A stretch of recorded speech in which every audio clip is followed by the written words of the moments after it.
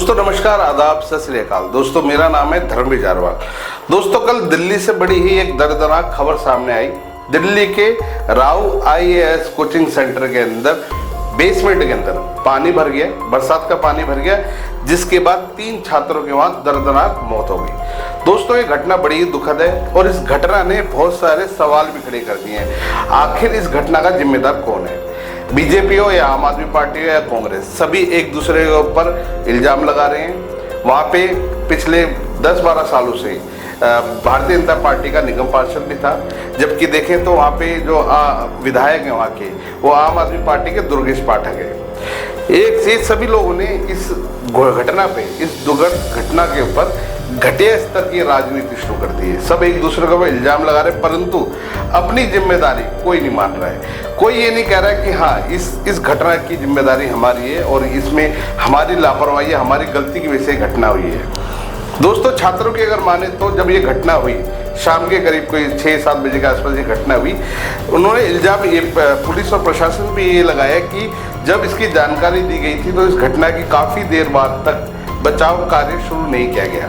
Police या fire brigade या NDRF की जो टीम थी वो समय पर नहीं पहुंची, जिसकी वजह से 3 छात्रों को अपनी जान गंवानी पड़ी। दोस्तों ये घटना वाकई में बेहद दुखद है और सबसे बड़ी हैरानी की बात यह कि दिल्ली देश की राजधानी, वहाँ पर कुछ छात्रों की हत्या, मैं तो इसको हत्या कहूँगा, क्योंकि इसमें पूरी तरीके से प्रशासन और जितने भी नेता हैं उनकी लापरवाही देखने को मिली है। एक दिल्ली जैसे राजधानी के अंदर 3 छात्रों की एक दुखद घटना में हत्या ही कहेंगे हम इसको, हत्या हो जाती है और उसके बाद उसके ऊपर बाकायदा राजनीति भी की जाती है।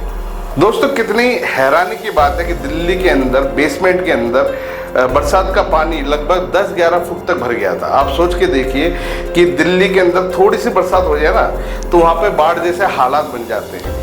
दिल्ली की आम आदमी पार्टी जो हमारे केजरीवाल जी हैं, हमारे माननीय केजरीवाल, जो कि इस वक्त तिहाड़ के अंदर मौज काट रहे हैं। मौज इसलिए काट रहे हैं क्योंकि उनको घर का खाना मिल रहा है, वकील 3 4 बार मिल रहे हैं, कोई भी उनसे आगे जाके मिल सकता है, सारी सुख सुविधा उनको तिहाड़ के अंदर दी जा रही है, तो मौज ही काट रहे हैं। तिहाड़ जेल के अंदर मौज काट रहे हैं, पर दिल्ली के हालातों से उनको कोई फर्क नहीं पड़ता। दिल्ली की जनता कैसे रह रही है, कैसे लोग बरसात के दिनों के अंदर किस तरीके से परेशान रहते हैं, किस तरीके से बरसात में हर गली के अंदर 5-5, 6-6 फुट पानी भर जाता है, इन समस्याओं से इनको कोई लेना देना नहीं है। तिहाड़ में बैठे हुए आराम से मौज काट रहे हैं। दिल्ली की जनता जाए भाड़ में।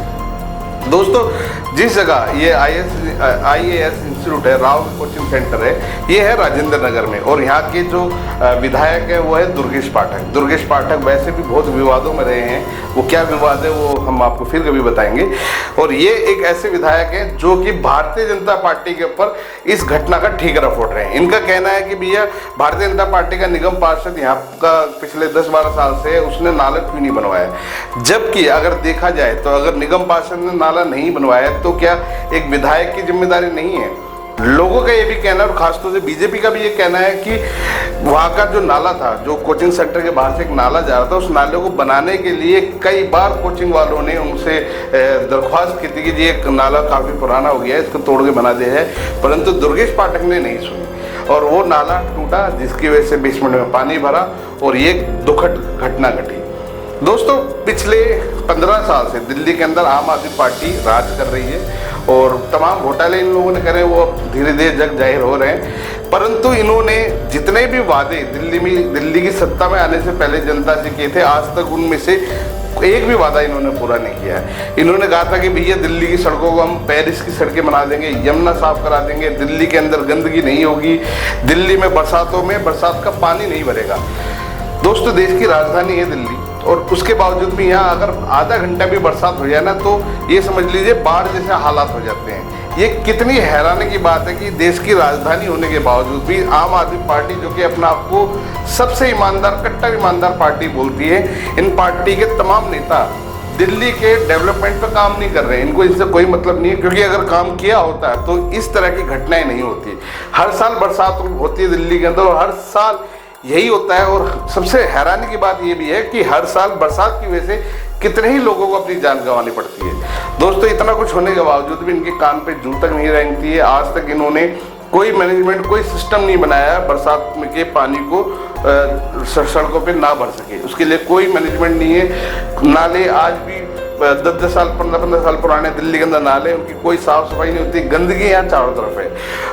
अगर आप रोड पे जाएंगे दुनिया भर के कूड़े के ढेर आपको यहाँ गली गली में मिल जाएंगे। और होता है क्या, जब बरसात होती है तो यही कूड़ा जाके नालों में फंस जाता है, जिसकी वजह से पानी रुकता है और फिर बाढ़ जैसे हालात हो जाते हैं।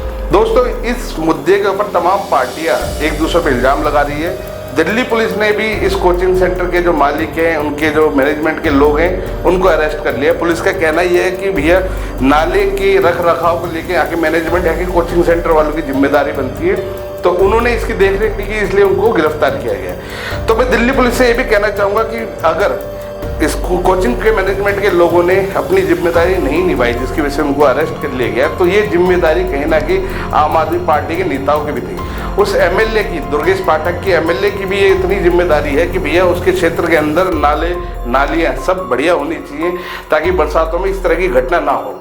तो जितनी जिम्मेदारी कोचिंग मैनेजमेंट की, उतनी जिम्मेदारी आम आदमी पार्टी के नेताओं की भी, और उतनी जिम्मेदारी दिल्ली के मुख्यमंत्री की भी है। तो अगर गिरफ्तार उनको कोचिंग सेंटर वालों को किया गया, तो मैं ये कहूँगा कि इन नेताओं को भी गिरफ्तार किया जाना चाहिए, जिनकी जिम्मेदारी यहाँ के रख रखाव की थी।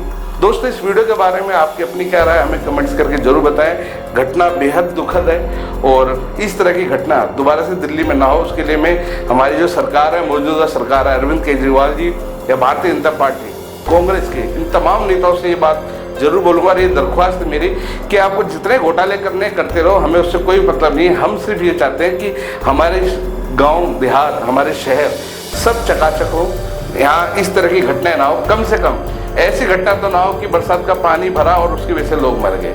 नालों की साफ सफाई प्रॉपर होनी चाहिए, गंदगी ना हो, साफ सफाई हो, बरसातों में पानी इकट्ठा ना हो। इस तरह की ये छोटी मामूली चीज़ें अगर इन पर काम किया जाए, तो मुझे नहीं लगता कि इस तरह की दुखद घटना दोबारा होगी।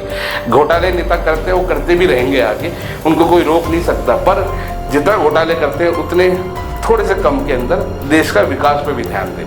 दोस्तों, इस वीडियो को अगर आपको सही लगी हो ये वीडियो, तो इसको शेयर करना बिल्कुल ना भूलें और अपना सहयोग, अपना साथ हमारे साथ हमेशा इसी तरह बनाए रखें। धन्यवाद।